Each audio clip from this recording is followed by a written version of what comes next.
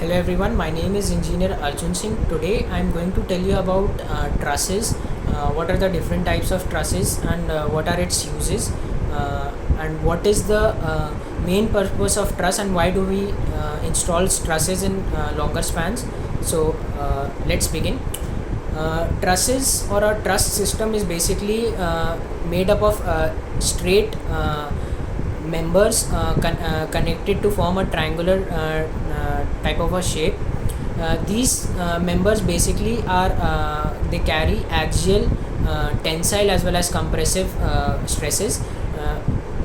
They basically transfer the load coming from the top of the structure at two different members of the structure. These to the different members of the trusses.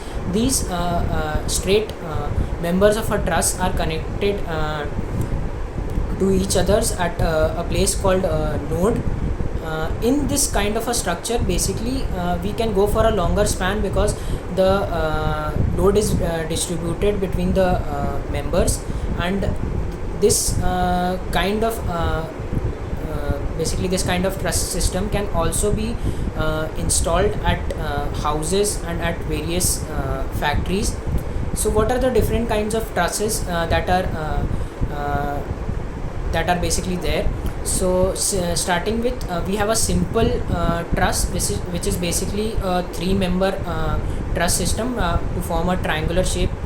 Basically this kind of truss is used in roofs of a small house or a small building made up of rafters and other structural elements.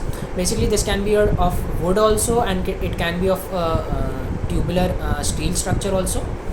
And moving further, we have a truss system which basically is in a planar form, or it is in a 2D form, which is called a planar